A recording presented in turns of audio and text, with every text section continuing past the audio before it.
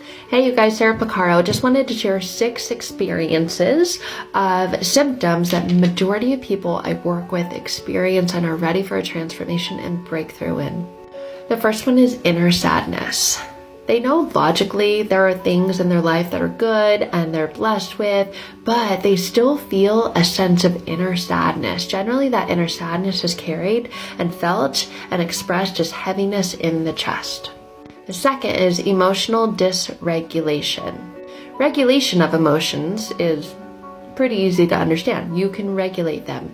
But most people who've had an emotionally traumatic or emotionally unavailable and emotionally abusive past experience emotional dysregulation, which leads to inner body emotional stress. And anything that's happening internally is expressed externally. This impacts your health, this impacts your career, this impacts your relationships, this impacts your sleep, this impacts everything. Then there's an intermix of feelings, and oftentimes what people say, an emptiness or a void, either felt in their chest, in their heart area, or in their stomach. That leads to emotional eating. You're trying to fill that inner feeling of a void and an emptiness. Most people will do it with food or drinks, all those things.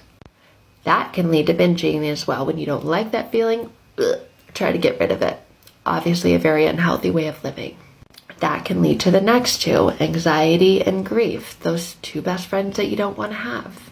Anxiety is worry that spiraled out of control, oftentimes worry about the future, the what ifs, the I don't know, all of those unknowns that you feel so unsettled with being there. Instead of just a feeling of, I don't know, I'm excited to find out. Next, I've had it explained as grief that always lives in the background, which is very interesting if you break down those words, where the grief lives. It lives in the background, and so many of my clients have a lot of migraines, a lot of headaches, and say it's like this pressure back here, this grief and this pressure that I just can't seem to get out. And because I can't get it out, I either numb from it or I try to do all of these things, read the books, do the meditations, say the affirmations, repeat the mantras, all these things, but that thing still doesn't go away.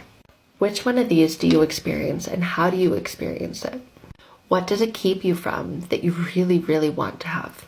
And next question, when are you ready for your transformation and breakthrough and freedom from all of that?